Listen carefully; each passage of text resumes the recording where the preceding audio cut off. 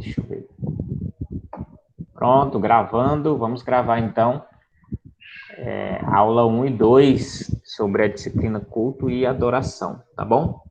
Primeira pergunta aí vai para o Vladimir. O que é adoração, Vladimir? No seu entendimento, que você assistiu a aula, o que você, sua experiência cristã, como é que você pode responder o que é adoração? Bem, a adoração, né, é a nossa, na realidade, é a nossa resposta, né, a Deus, né, diante do conhecimento, né, que nós temos através da revelação que Ele nos deu através da palavra de Deus. Então, é a única resposta à altura, né, que nós podemos dar a Deus diante de tudo que Ele é, de tudo que Ele faz, é a nossa adoração. É um reconhecimento daquilo que Ele é e para que nós fomos criados também, né? Nós fomos criados para isso, para a exaltação, né? Para adoração, para o culto ao Senhor, né? E esse é o nosso papel nesse relacionamento, né? Então, nós fomos criados para ter esse relacionamento com Deus, e é através da adoração que esse relacionamento ele se materializa, digamos assim, né? Ele se faz existir, né? É através da adoração, né? A gente não pode confundir essa questão da adoração com música ou com, né, um simples ato de você cantar um louvor a Deus, né? Isso, muito bom. O culto, né? A adoração, né? É o seu relacionamento com Deus, né? E ele se dá nas 24 horas do dia. Claro que tem um momento, né, do culto público, tem um momento do culto privado, né, que a gente vai ver mais à frente, mas eu entendo que a adoração, ela é, né, esse relacionamento, né, o nosso papel dentro desse relacionamento com Deus. Muito bem, muito bom mesmo, muito boa resposta. Realmente é a nossa resposta ao Senhor, né? Em culto, em serviço, etc. Né? Júnior, por que o ser humano é um adorador por natureza? Então, pastor, essa pergunta eu estava conversando até com o Vladimir, ainda hoje, né? Para pegar mais alguns argumentos. E, assim, na aula, o professor ele diz que o homem ele foi feito à imagem e semelhança de Deus. Então, nós já temos esse instinto, né? De buscar algo para adorar. E aí, mais ou menos nesse sentido, eu estava realmente conversando com o Vladimir porque eu não consegui pegar muito, só peguei o que ele falou, né? Mas, assim, um versículo direto que diz isso, eu não consegui me recordar e até se eu puder ajudar em relação a isso, essa resposta. Sim, não, tá correta a resposta. O homem é um adorador por natureza e tem a ver um pouco com o que o Vladimir já disse. Nós somos criados à imagem e semelhança de Deus. Nessa criação à imagem e semelhança de Deus, foi colocado no homem algumas características, né, que o inclinam diretamente ou direcionam a adorar ou procurar adorar o seu Criador, tá bom?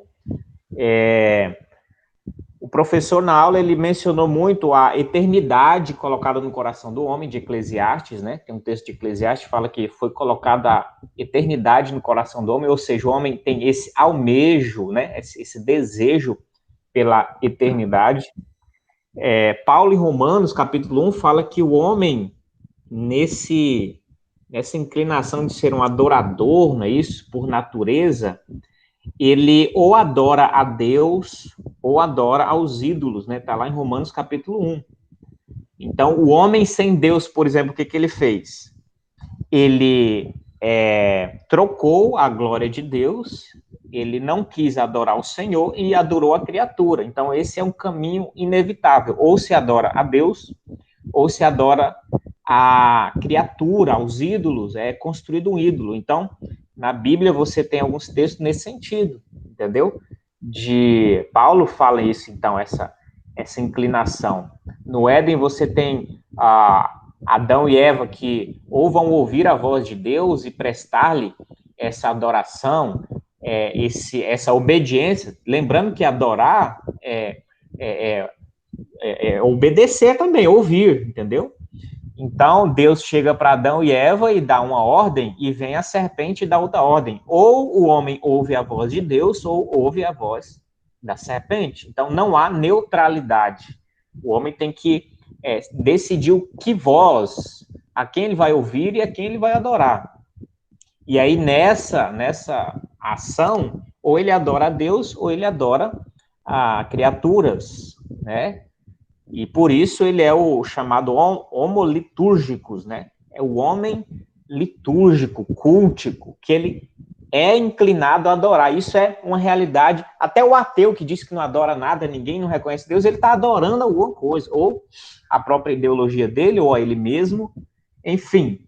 Então, os textos bíblicos são esses textos que apontam a inevitabilidade, né, do homem de sempre estar adorando algo. Então, ele é um adorador por natureza. Você não vê ninguém neutro na Bíblia. Neutro, que não preste adoração. Como eu falei, que não preste adoração nem a Deus e nem a nenhum outro ser. Não existe.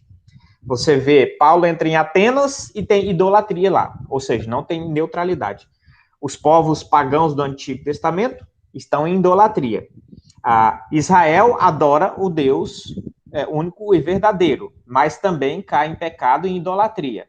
Em todo o contexto, Adão e Eva no Éden cai em problemas na sua adoração também, mas são adoradores. E você vê na Bíblia de Gênesis e Apocalipse um conflito em torno de adoração, né?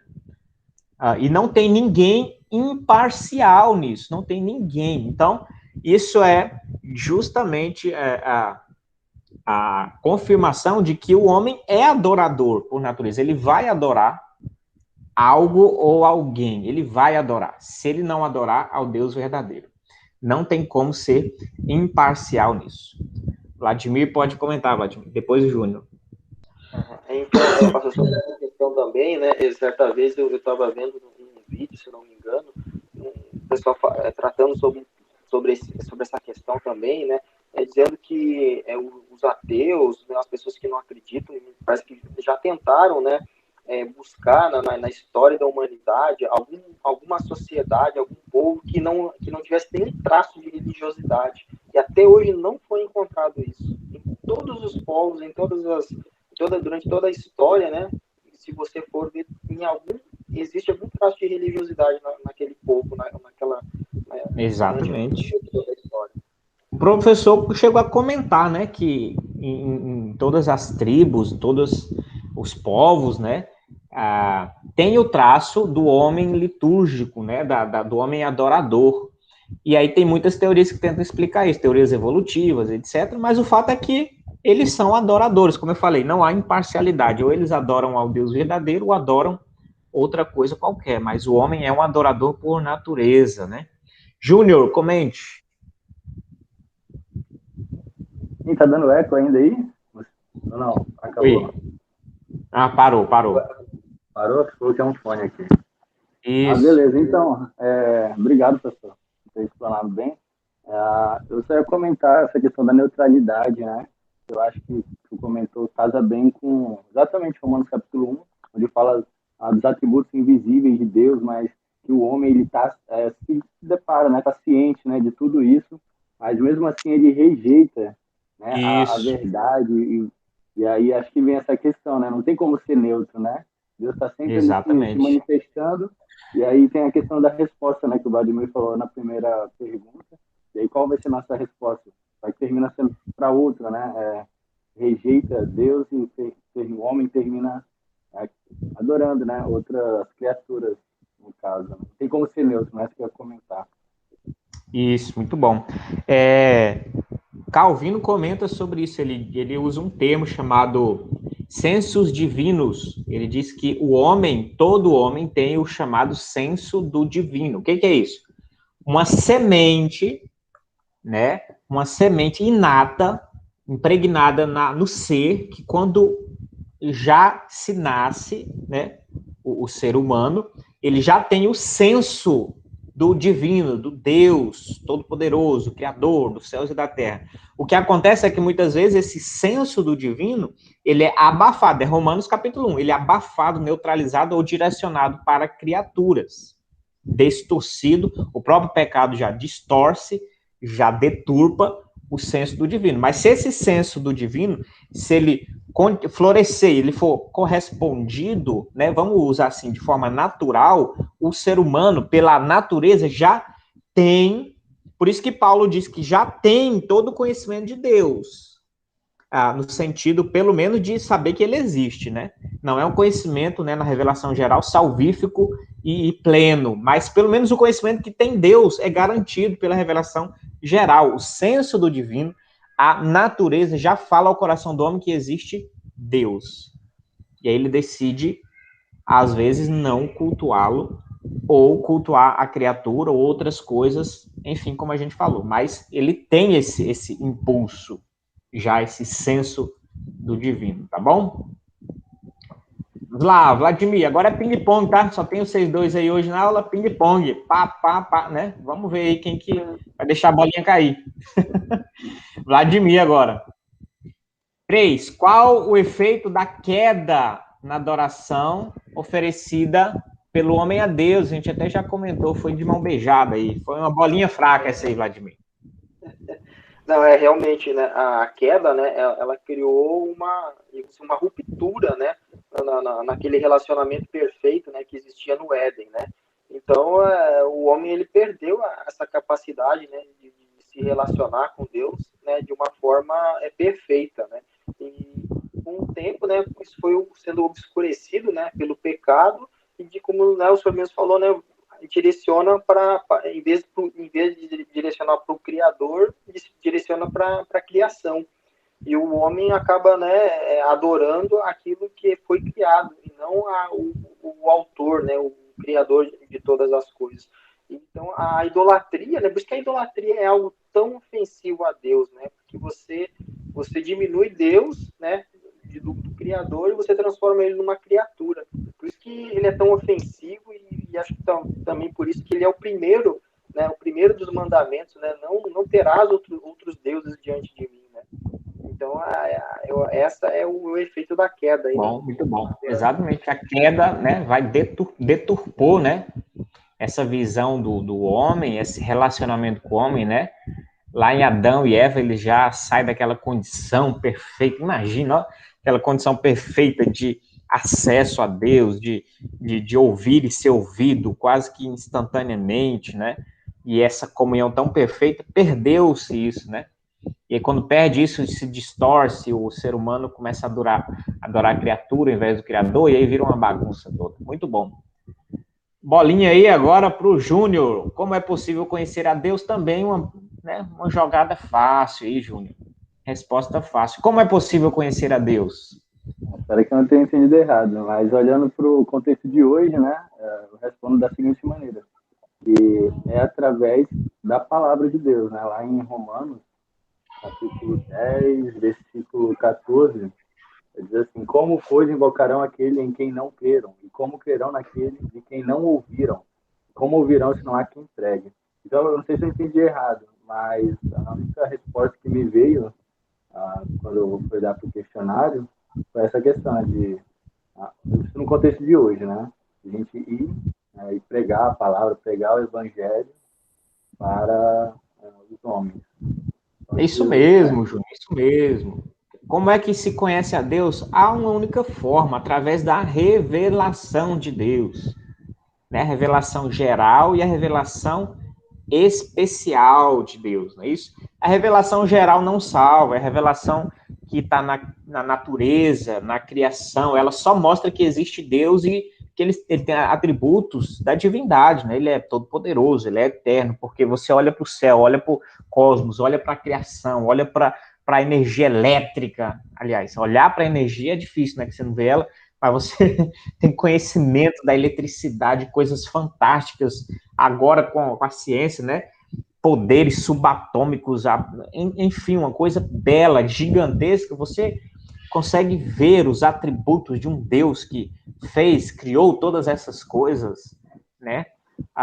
Essa revelação geral e a revelação especial é a palavra de Deus, né? De fato, a pregação, a Bíblia Sagrada, o Evangelho, as Escrituras, elas vêm mais objetivamente falando além de falar que existe um Deus todo-poderoso, ela fala, esse Deus subsiste em 3 pessoas, Deus Pai, Filho e Espírito Santo.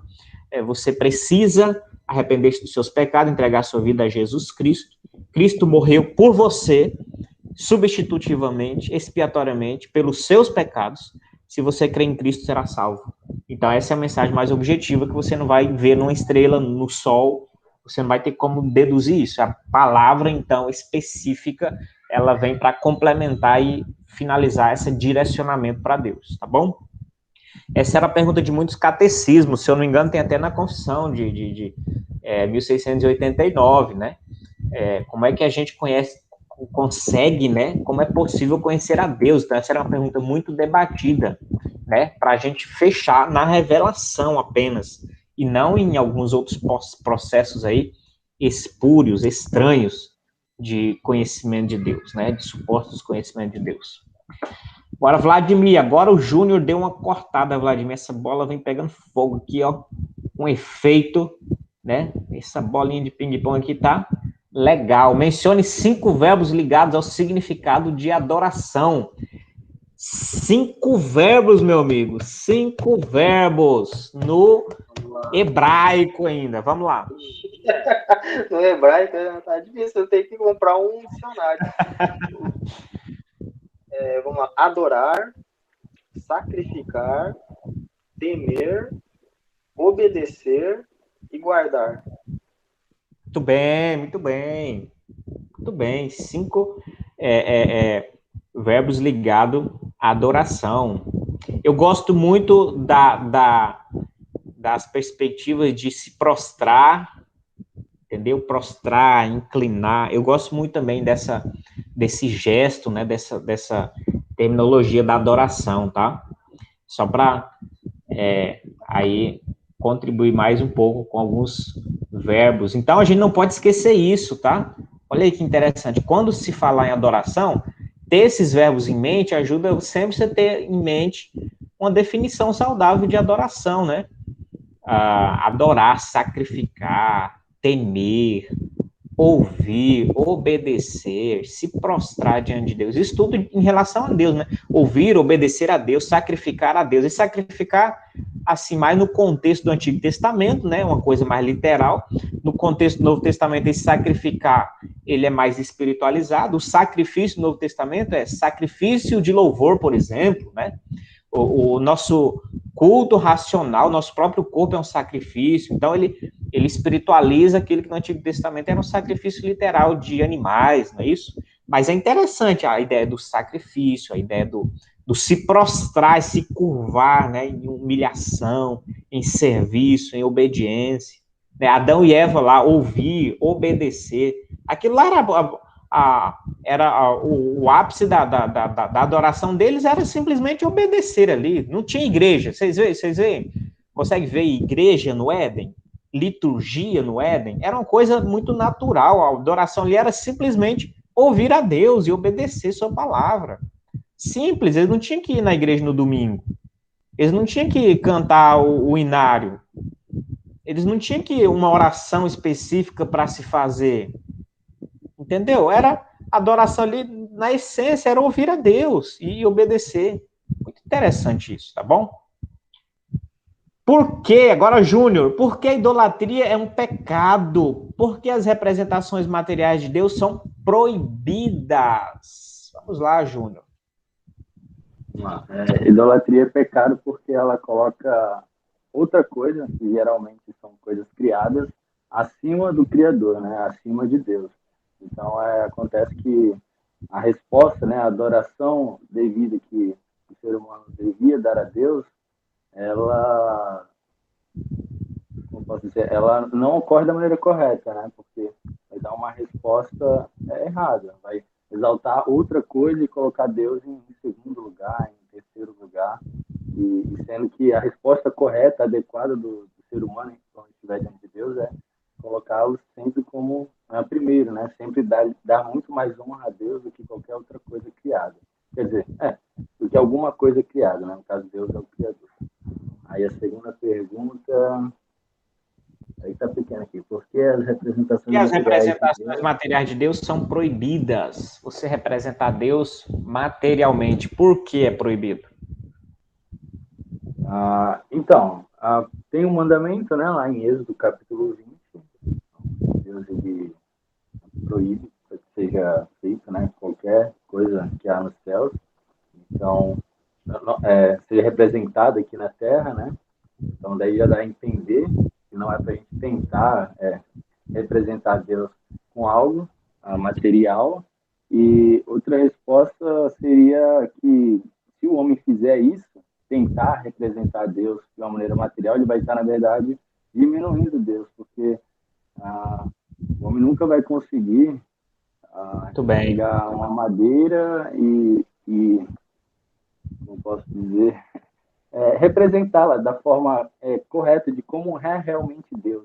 Sempre aquela materialização vai ser algo muito inferior daquilo que realmente é o ser de Deus. Então, Muito bem. a gente termina diminuindo Deus, né?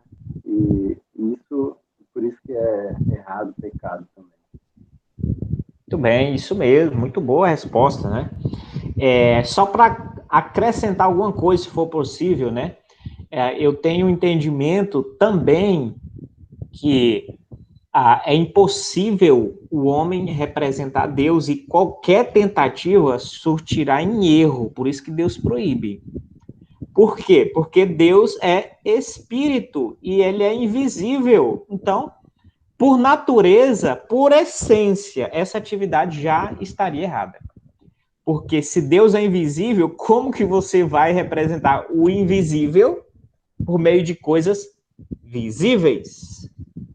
Tá entendendo? Então Deus fala, olha, não tentem, porque se vocês tentarem, vai dar errado, porque eu sou Deus invisível. Não é isso? Eu sou espírito. O Novo Testamento deixa até isso bem claro, né? Deus é espírito. E uma coisa que a gente sabe muito bem sobre o espírito é que ele não é matéria. Ele não é visível como uma matéria. Então, qualquer tentativa nesse sentido já seria um erro, um equívoco. Por isso que Deus já proíbe e fala, não façam isso. Além da idolatria, além das dificuldades que decorreriam, seria um erro por essência, porque não é possível. Tem essa limitação aí básica. Diga, Júnior. Comente, Júnior. Desculpa, Vladimir. Pastor, também nesse ponto, né, de você não conseguir representar a Deus, né, porque ele é invisível. Claro que para os nossos olhos carnais, humanos, né, não há a possibilidade alguma, né, de ver Deus e, por consequente, você não consegue representá-lo por nada, né? Até porque, né, a própria Bíblia diz, né, que nenhum ser mortal pode ver a Deus e continuar vivo, né? Tanto é que quando Moisés pediu para ver, né, Deus só deixou ele ver de costa, assim, né? Meio de passagem, assim, né? Porque ele disse, se alguém me ver, vai morrer, não vai resistir, né, ao poder. Né? Então, simplesmente nenhuma mente humana tem a capacidade de construir uma figura que possa representar Deus. Muito bom. Isso me fez lembrar o seguinte, vocês lembram que os discípulos chegaram para Jesus com esse tipo de questionamento? Senhor, mostra-nos o Pai, lembra? O que Jesus falou? Quem vê a mim, vê o Pai. A gente consegue ver o Pai por meio de Jesus Cristo. Entendeu? Então, é o único meio. É o único mediador, o único meio. Alguns advogam, alguns... É claro que são temas mais profundos e mais complicados, mas alguns teólogos, né, eles consideram que até mesmo no céu o nosso contato com o Pai é por meio do Filho, entendeu? Então a gente vai conseguir ter contato pela intermediação de Cristo. Quando a gente chegar no céu, é claro que é um tema complicado, porque há uma trindade, Jesus é Deus, né? A gente não pode partir a divindade.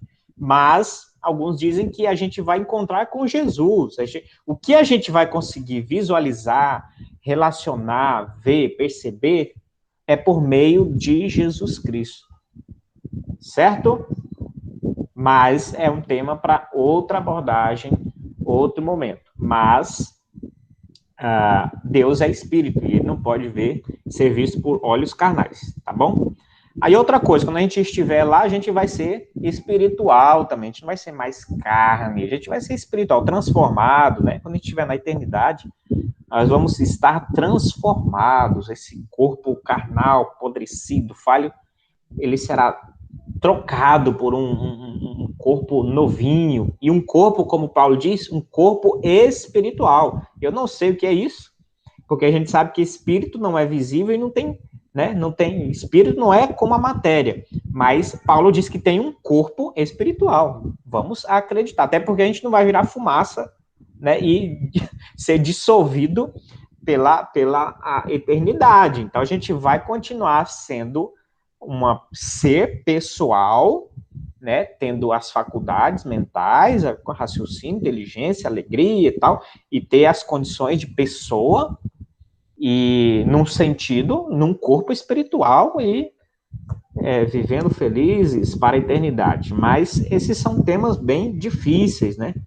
Como Jesus falou, às vezes falou criticando os fariseus, os saduceus, os escribas. Ele falou, olha, eu falo das coisas mais simples aqui e vocês não acreditam, imagine se eu falar das coisas celestiais. É claro que não é bem essa crítica para nós, mas é um paralelo. As coisas, às vezes, mais comuns do nosso contexto já são difíceis, imagine se a gente adentrar coisas tão profundas e misteriosas da eternidade, né? Mas, voltando aqui para o culto, então, por isso a representação material de Deus é proibida, porque ela já incorre em um erro, né? Um erro crasso aqui, que é representar o invisível, tá? Pergunta 7, o que significa dizer que a adoração deve ser em espírito e em verdade, Vladimir? Essa pergunta aí, ela veio bem a calhar, porque, né, a resposta mais apropriada eu tirei da leitura daquele livro Adoração Reformada. Muito bom. Tanto é que ele é baseado exatamente nisso, né? As duas partes principais ali do livro vai tratar disso, de como se faz a adoração em espírito e em verdade, baseado no texto de João, capítulo 4. Né? Então, e foi muito bem explicado no livro, né? E realmente é muito bacana. E essa questão do espírito em verdade, o que significa, no caso, ter essa adoração em espírito e em verdade, é que, no caso, seria o em espírito, seria a atitude correta, né? Em espírito, porque Deus é espírito, né? Também.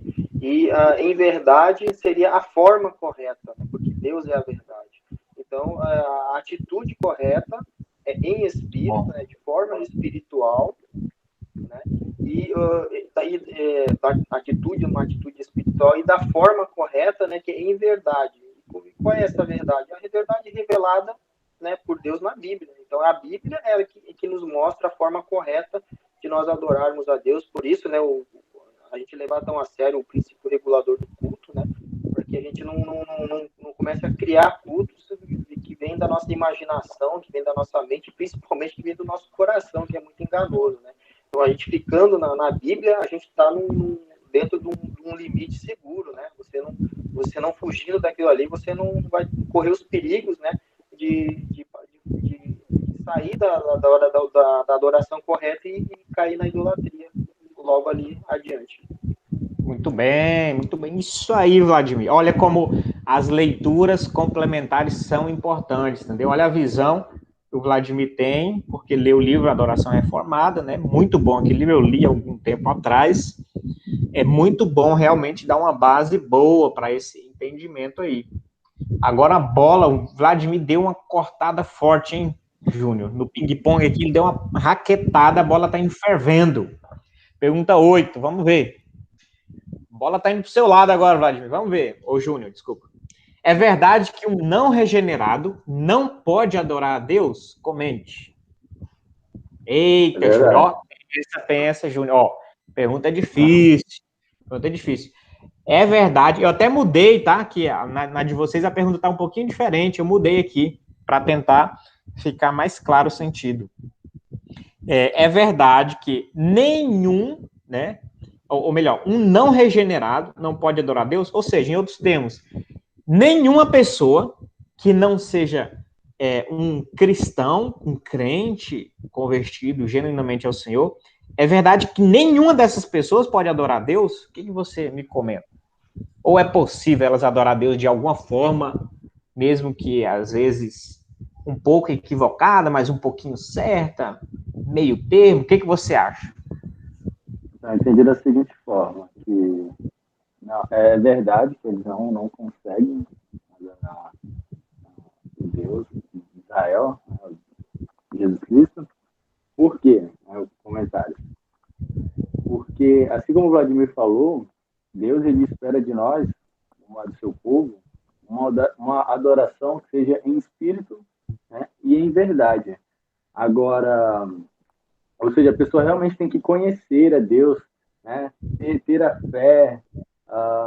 É diferente de ter simplesmente uma estátua, né, de digamos assim, um Deus falso, e aí um ímpio, né, no caso, ir lá e se prostrar. Talvez ele esteja, sim, conseguindo adorar aquele Deus, né? Mas já o Deus de Israel, o Deus de Jacó, o Deus de Abraão, não. Ele deseja uma adoração que venha do íntimo, né? Que realmente a gente tem que conhecer a Deus. Eu sei que não tá difícil, mas os comentários que eu tenho que fazer são esses. É isso, Júnior, tá certo, né? Pode dar uma resposta mais firme, sem tanto temor, tá certo sua resposta, tá? Então, de fato, é isso. A questão em espírito e em verdade é muito clara, então, né? Quando Jesus se encontra com a mulher samaritana, nesse contexto do em espírito e em verdade, né?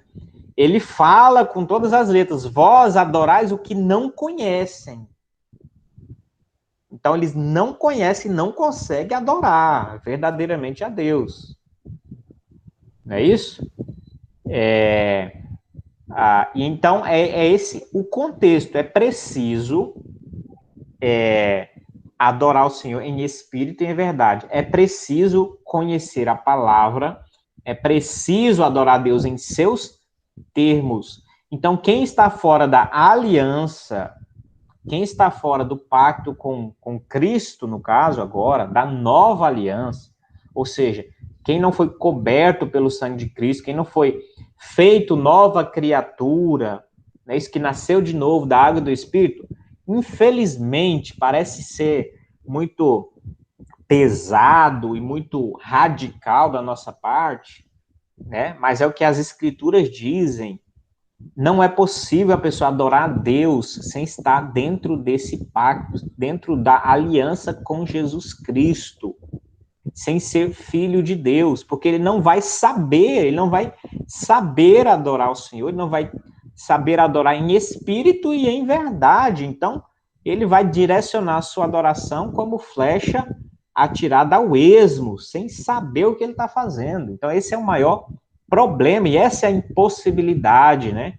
As pessoas, sem o conhecimento e sem a obra adequada de Cristo, elas vão adorar a criatura ao invés do Criador, e vão inventar cultos para si mesmo.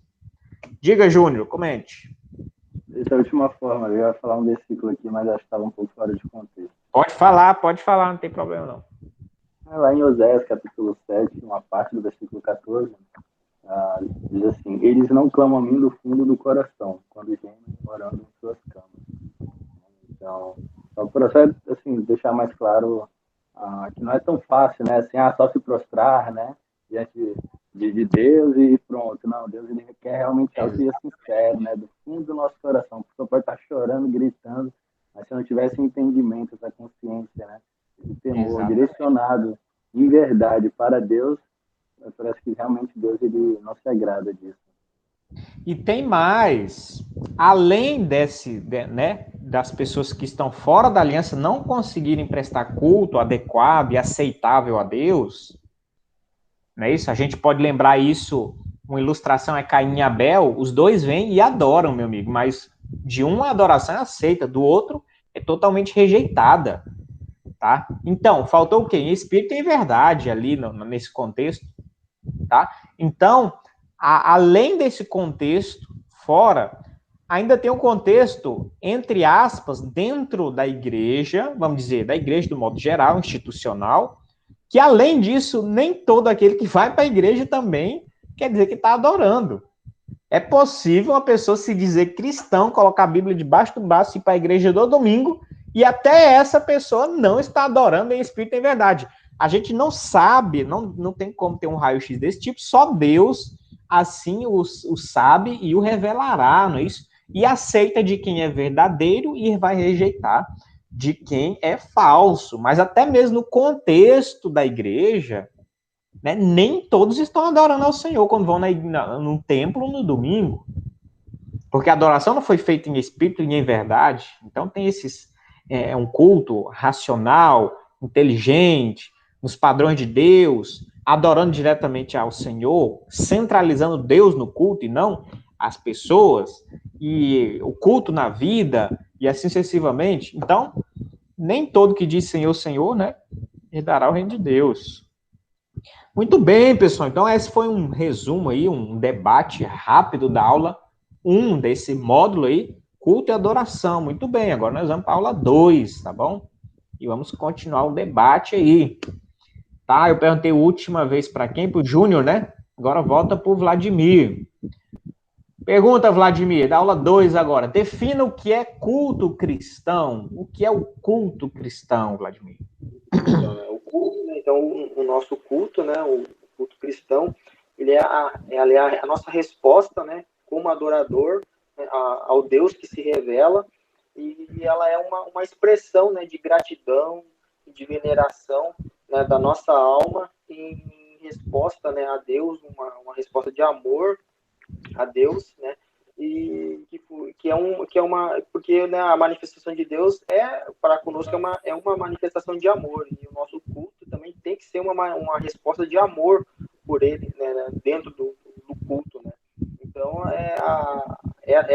o nosso culto é isso, né, é uma resposta dentro do nosso relacionamento, né, com Deus, uma resposta de amor, uma resposta de gratidão, uma resposta, né, de reconhecimento, né, a pessoa de Deus, de quem ele é, né. Então o culto, né, num sentido mais amplo, né, maior, né, isso não só aquela questão de você ir na igreja, de você fazer a reunião, seja num determinado espaço, né. Então o culto cristão, ele tem que ser visto assim, de uma forma mais ampla, né, e não reducionista, né, apenas a um ato ritualístico. Muito bem, Vladimir. Culto cristão, não é isso?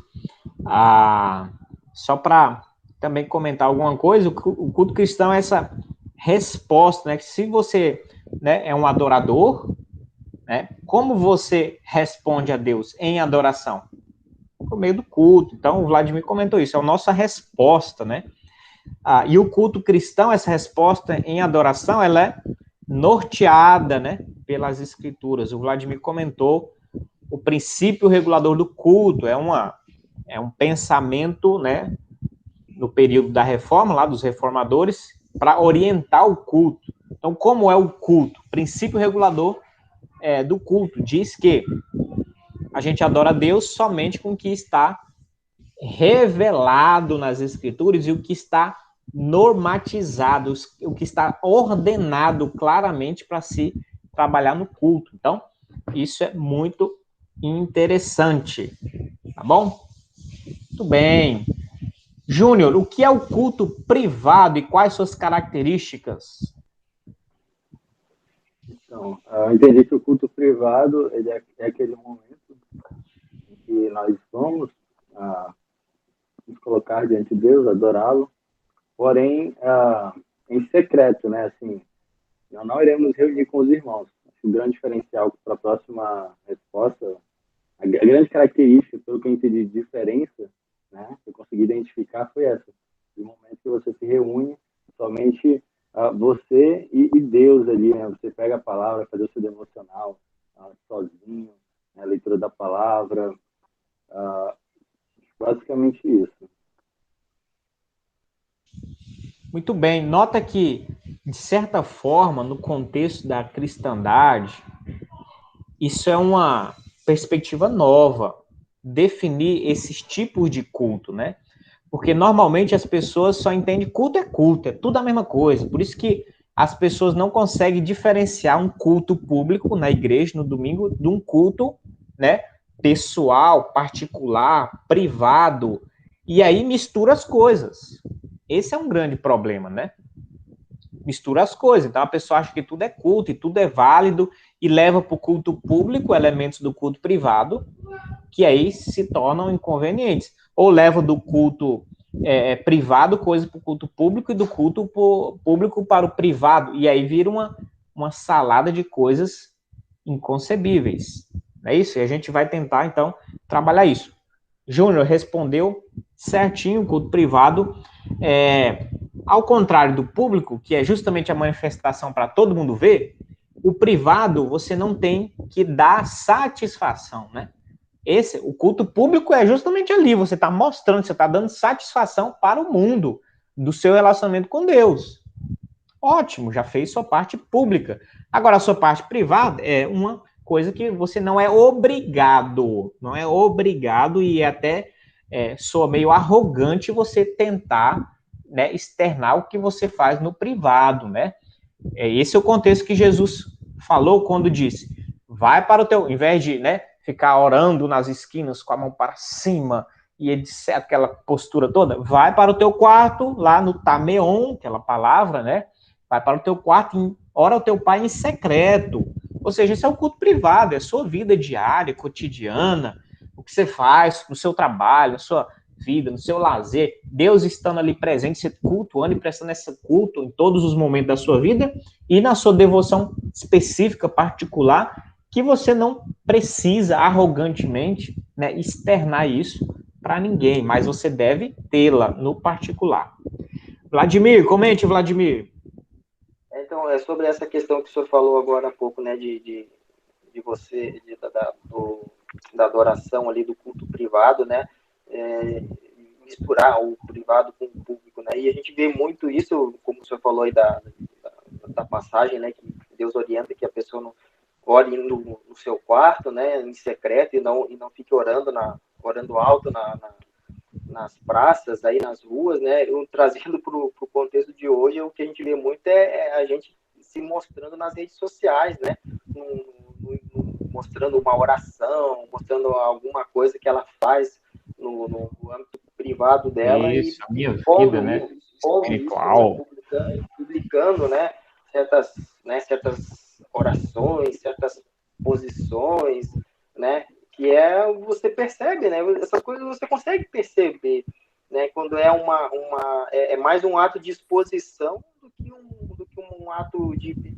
piedoso, digamos assim, né, e as redes sociais deixam isso muito claro hoje em dia para a gente.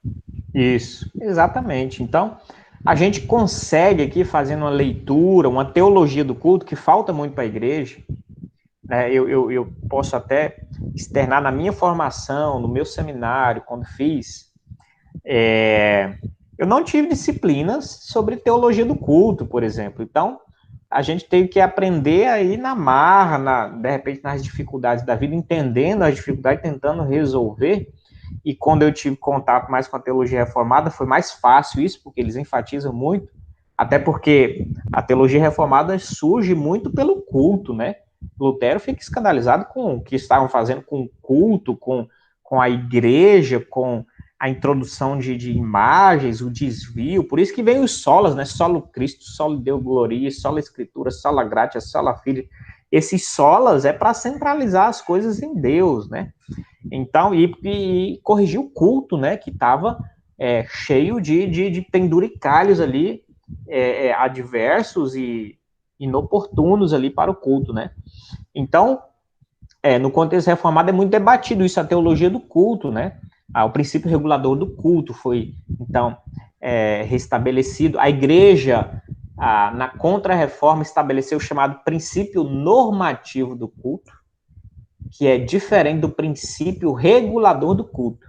Então, o princípio, olha a sutileza da coisa, o princípio regulador do culto diz que você só leva para o culto o que está revelado e o que está claramente determinado. Isso é o princípio regulador do culto.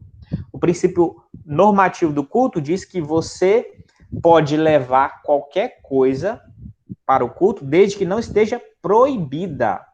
Olha a sutileza. Desde que não esteja proibida pelas escrituras. Eles usam a mesma escritura, mas desde que não se proíba, você pode fazer.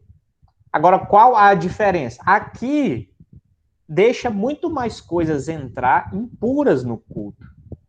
Porque o que não é proibido é permitido você levar, então tem uma série de coisas que aí entram. Você pode plantar bananeira no meio da igreja num domingo?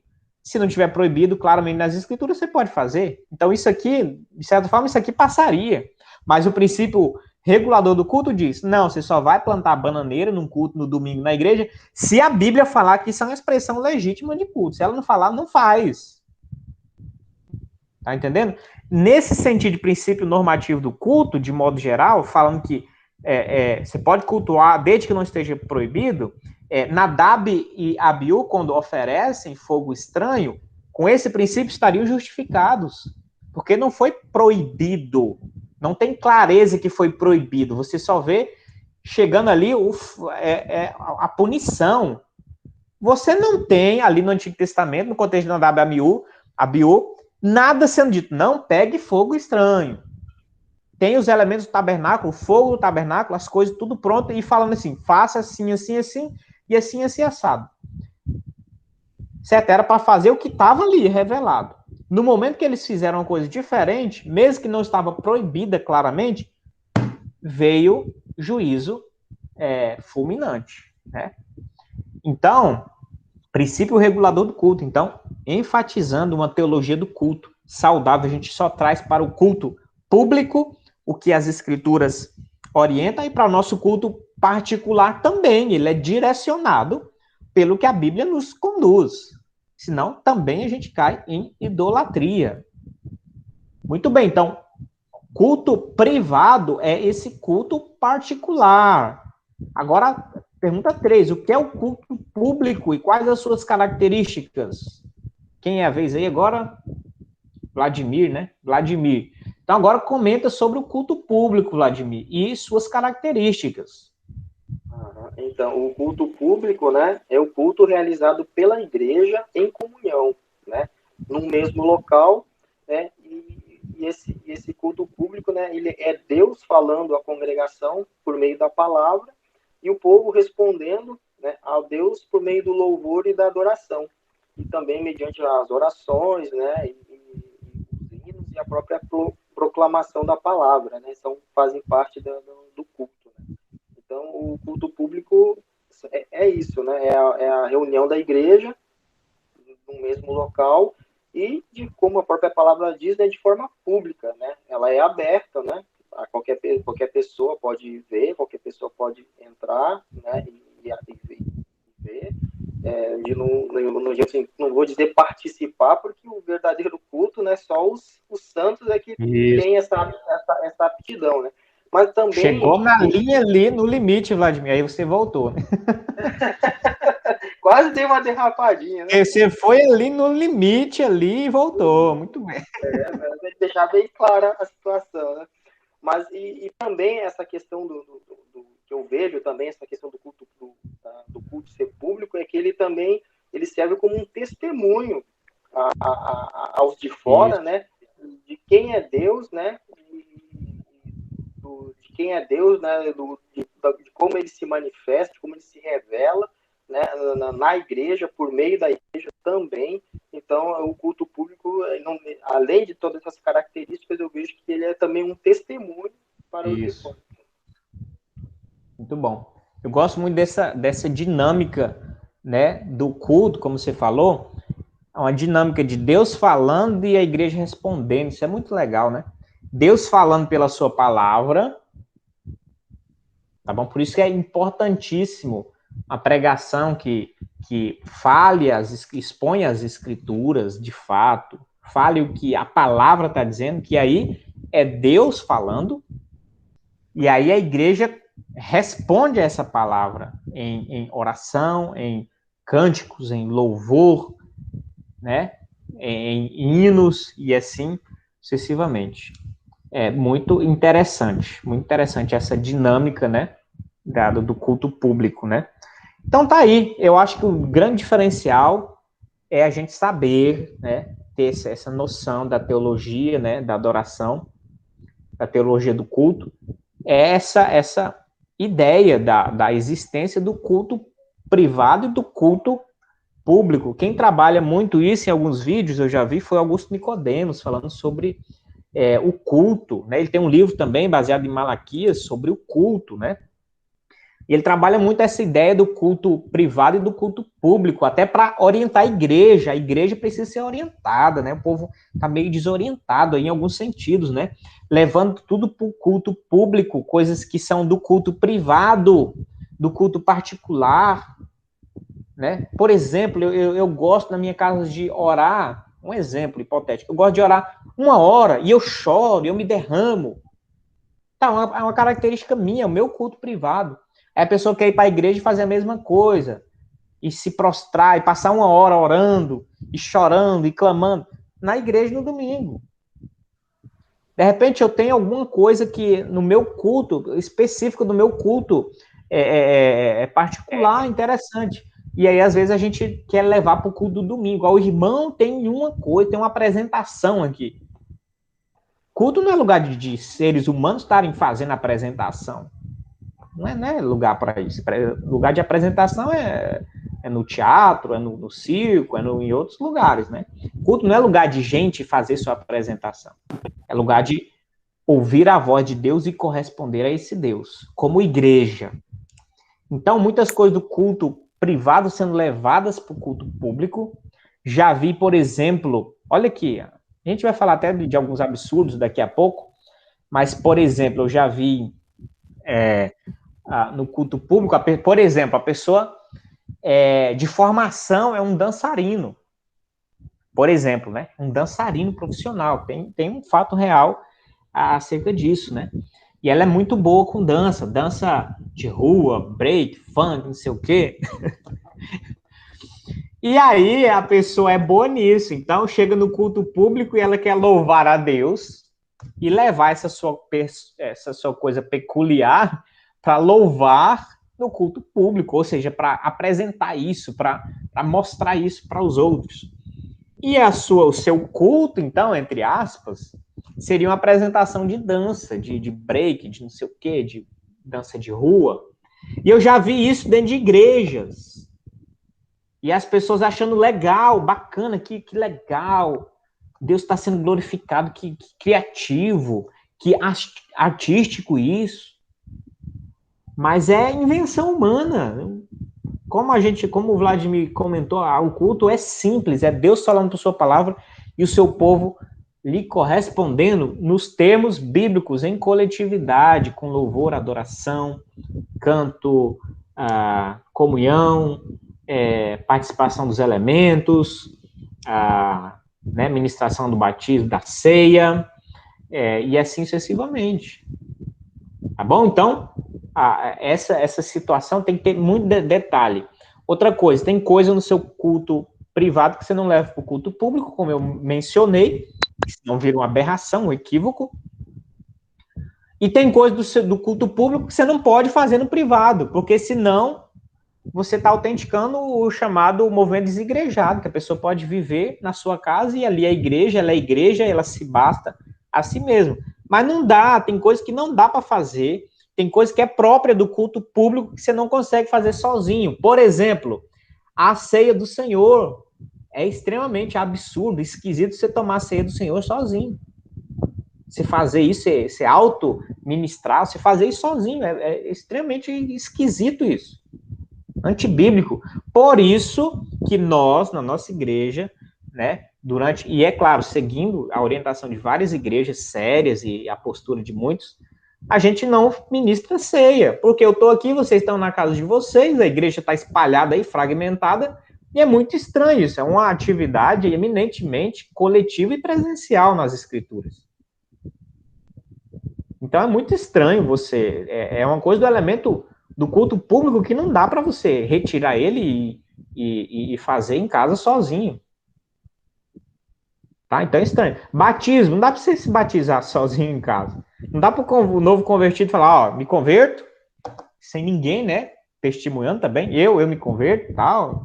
Me converto também força de expressão, né? Entrego minha vida a Jesus, tal, sou de Cristo agora, não tem nenhuma testemunha pública, né? Porque também na Bíblia tem muito disso, se tua boca confessares em teu coração, tem muito essa coisa da confissão pública. Você não serve a Deus, não deve servir a Deus escondido, deve ser público. Mas, enfim, aí eu em casa sozinho vou me batizar, ministrar o batismo sozinho em casa, não tem lógica, não tem cabimento, né? Orientação escriturística para isso. Então, são coisas que devem ser feitas no culto público, não é isso? Ou com a presença da igreja. Isso é claro que quando a igreja se reúne é um culto público, né? Você já viu um batismo secreto, oculto, que só o batizando sabe que ele foi batizado? Ou só ele, o pastor, de repente? Não dá, é uma atividade que deve ser pública, tá bom? Então, faz parte do culto público, tá certo? O louvor congregacional, se juntar à igreja, o louvor com a igreja, você não consegue fazer isso sozinho. Porque, claro, eminentemente é um louvor congregacional. Tá certo? Então, tem muitos empecilhos para isso. Beleza, então tá aí o culto privado, culto público e algumas de suas nuances aí. Pergunta 4, Júnior, comente sobre o culto no Antigo Testamento e no Novo Testamento. Vamos lá. Então, no Antigo Testamento, a gente vê que havia muito mais assim, elementos físicos, né, visuais, símbolos ali no templo, que é onde ocorria, né, no caso do culto público. Já quando a gente olha para o Novo Testamento, isso nós não vemos, né, todas essas simbologias, rituais, por exemplo, como sacrifícios também, né, de animais. Então, no Novo Testamento, o culto público a Deus, ao Senhor Jesus Cristo, ele está muito, não sei se posso dizer mais simples, né? Eu não sei se é a palavra correta, um pouco, mas não quer dizer que, né, porque agora a gente não está vendo, né? Não quer dizer que a gente vai adorar também de qualquer jeito, né? Vai lá, não, pelo contrário, né? A gente vai exigir que a gente estava falando da questão da atitude, né? Espírito em verdade, né? De ir lá realmente com essa devoção no coração. Mas, a princípio, o que eu queria mais é comentar essa questão, né? Todas essas simbologias que nós vimos no Antigo Testamento, ritos, e no Novo agora já não vemos tanto. Né? Nós vemos o partilhar do pão. Muito bem, corretíssimo, né? Então, tem essa diferença da Antiga Aliança para a Nova Aliança, né? Algumas diferenças no culto. Principalmente porque na Antiga Aliança o culto está carregado de elementos que apontam para Cristo. Eles têm um efeito, né, didático de mostrar e apontar elementos de Cristo. Então, uma vez que Cristo vem, não precisa mais estar repetindo essas coisas, né? Então, um texto extremamente importante para o cristão é ler Hebreus. Hebreus, você vai ver a superioridade de Cristo e por quê que tudo isso já foi cumprido e não é necessário na nova aliança você estar repetindo. Então, elementos cerimoniais e elementos civis de Israel, eles são no culto, no Novo Testamento, eles são descartados, eles não são mais necessários. E continua a essência que é a verdade de Deus, né? Os princípios eternos, eles permanecem no culto do Novo Testamento. Tá? Mas o Júnior falou que é mais simples. Sim, simples é uma palavra que não é errada, não é feia, né? Não é menor, tá? O simples não quer dizer menor, inferior. O simples, ele quer dizer que não é cheio de elementos e anexos, né? Dispensáveis. O simples pode ser também produtivo, bom, belo, pleno, né? Isso tudo está no simples. Então, de fato, o culto do Novo Testamento ele é mais simples nesse sentido cerimonial, nesse sentido do ritualístico, ele é mais simples. Mas o simples não quer dizer, como ele falou, desleixado, mais cheio de facilidade, de atalho, de modo nenhum. Por exemplo, o que é mais fácil? Você ir no Antigo Testamento, você levar um cabrito e sacrificar ele no culto e já ter ali pago o pecado do seu coração, né? Você levou uma oferta, apresentou para o sacerdote, ofereceu o sacrifício, você está perdoado. Ou você fazer como no Novo Testamento, que Jesus fala assim, se você tem algum pecado, alguma desavença com teu irmão, antes de ofertar, guarda a tua oferta, vai lá no teu irmão, se reconcilia com ele, conversa com ele, resolve tudo, depois vem e adora. O que é mais fácil fazer? Entendeu? Então, às vezes, uma atitude prática é muito fácil. O difícil é no coração você adorar em espírito e em verdade. O seu coração, você não ia adorar cheio de ira, de raiva, com treta com seu amigo, com seu irmão, com não sei o quê, e tá lá, ó, até mesmo porque tem muita gente que faz isso, né? Mas não é um culto verdadeiro, como a gente falou, né? Tá lá só pagando de gaiato, mas não quer dizer que é um culto verdadeiro, não. As pessoas estão se enganando, né? Estão lá levantando a mão, chorando e blá blá chure, blá blá chare e não sei o quê, mas a vida é uma podridão, a vida é um terrível testemunho, Deus me livre, devendo a todo mundo, brigando com todo mundo, a pessoa de caráter desviado, uma coisa medonha e no domingo tá lá. Não, aí não serve para nada. Entendeu? Então, não é assim. Então, o Novo Testamento ele é simples, meu amigo, mas só é aceito o que é feito em espírito e em verdade. Então, muitas pessoas estão se enganando com a simplicidade. Penso que a simplicidade é facilidade, atalhos. Mas simplicidade é, de fato, não negligencia o culto em espírito e em verdade. Tá bom? Para finalizar aí, a bolinha do ping-pong voltou aí para o Vladimir. Essa é fácil para finalizar, dar aquela cortada final, né?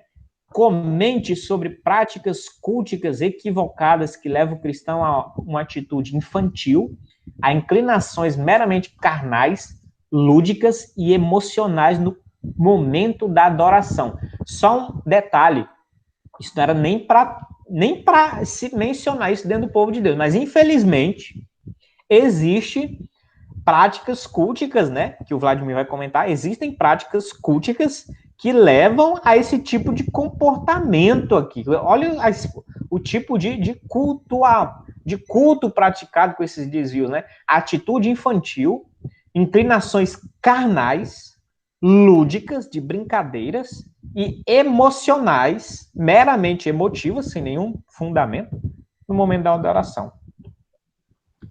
Sobre isso aí, realmente não falta assunto, né? Não falta exemplos, né, nessas situações aí, principalmente aqui no nosso país. Mas essas são essas práticas, né?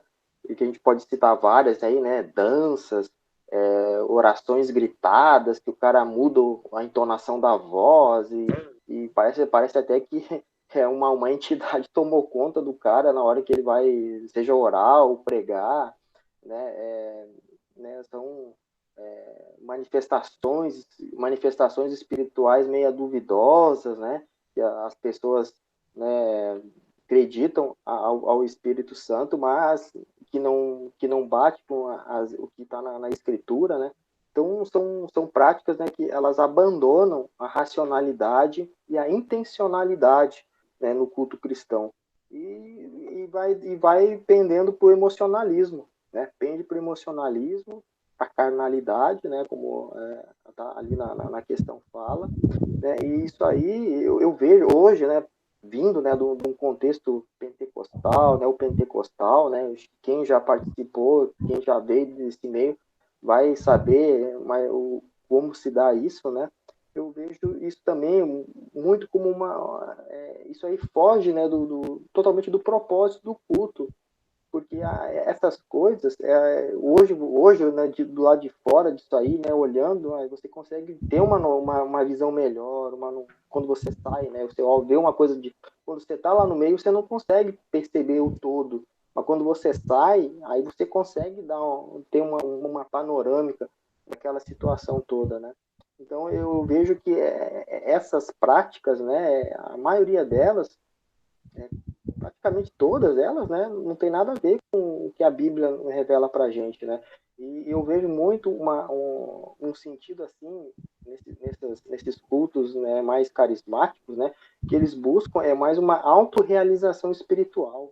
Eles querem um êxtase espiritual, eles querem uma experiência espiritual que traga uma autossatisfação para eles mesmos.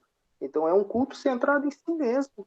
Não é uma coisa centrada em Deus, é uma coisa centrada no homem. É uma coisa inverte, né? É uma coisa inversa do propósito original do culto. Né? Então, infelizmente, né, são coisas realmente assim, bastante equivocadas e que, infelizmente, as pessoas, quando estão nesse meio, é difícil você convencer elas desse engano, entendeu? Porque isso, até mesmo elas como elas têm uma autossatisfação com essas práticas, rapaz, você convencer a pessoa de que ela está errada, bicho, é difícil. Olha. É verdade. É só o Espírito Santo mesmo para convencer a pessoa a sair desse tipo de situação. Exatamente. Bem, também não vou comentar muito, né? Porque teria inúmeras, né? Centenas de casos e posturas. O que de repente a gente tem que fazer é orar para que, de repente, estudos como esses, teologia do culto, né? Um culto saudável, seja conhecido e alcance lideranças, pastores, saia dessa vala pequena, rasa, né? Que de repente as pessoas de senso comum, esse senso comum gospel, né, tem estabelecido, sai dessa vala e consiga ver um pouco além e praticar um culto centrado na palavra, um culto bíblico, um culto fiel, um culto que centralize ao Senhor, Deus Pai, Filho e Espírito Santo, né? Que Deus seja adorado, que a igreja seja conscientizada a responder a Deus. O Vladimir falou muito bem isso, que o povo está muito querendo, mas há esse movimento. Deus fala com sua palavra e a igreja é que tem que responder em adoração, em entregar-se ao Senhor, e o povo não está indo para se entregar. O povo quer viver no seu eu e quer captar coisas, né? Tem até um livro de Renato Vargens, Cristianismo a Gosto do Freguês, se eu não me engano, o título, que é ele faz essa ilustração, justamente como se fosse um freguês que chega dentro da igreja e quer ser servido com isso e com esse elemento, e se serve do que ele quer e depois vai embora. Então, isso é uma visão muito pequena, a gente tem que ultrapassar isso e aperfeiçoar o nosso culto para a honra e glória do Senhor. Então, a gente finaliza, então, esse bate-papo aqui sobre essas questões, né, da disciplina aí de culto e adoração. Lembrando que isso aqui é do seminário Martin Busser, tá? Eu peço autorização aí pro pessoal, vou compartilhar com o pessoal que faltou. E eu achei muito interessante essa aula. Eu acho que eu vou pôr ela no YouTube, se vocês não se incomodarem. Eu vou pôr essa aula no YouTube para outras pessoas verem essa discussão, esse debate sobre culto e adoração. Eu achei interessante. E acho interessante que outras pessoas tomem conhecimento disso. E como eu tenho milhares de seguidores, já tem mais de 50, então se uns 5 ou 6 assistirem, já é bom, já é alguma coisa, tá bom? Já são mais pessoas tendo contato com esse tipo de pensamento, reflexão, e para melhorar o culto ao Senhor. Tá certo, meus irmãos? Pode ser, então? Tranquilo? Então tá bom, muito boa a participação de vocês, estou orgulhoso de ter alunos assim, as meninas não puderam, mas justificadamente também são excelentes alunas, tá? Mas Deus abençoe e continue guiando vocês nos estudos e na vida cristã. Forte abraço, tá bom? Até mais. Valeu. Ei, pastor, teve outra turma aí que abriu? O senhor tinha falado? Né? Não chegou a abrir, tem a Stephanie, ela está estudando individualmente, né? Só a Stephanie. Ela se matriculou? Matriculou, tá fazendo a distância, legal. Né? Não teve como abrir a turma. Entendi. Tá bom? Bacana. Mas assim que a gente tiver um número, a gente abre outra turma, formal mesmo, com os encontros semanais e tal. Beleza. Tá bom? Valeu, meus irmãos. Abraço. Bom final de semana. Deus abençoe.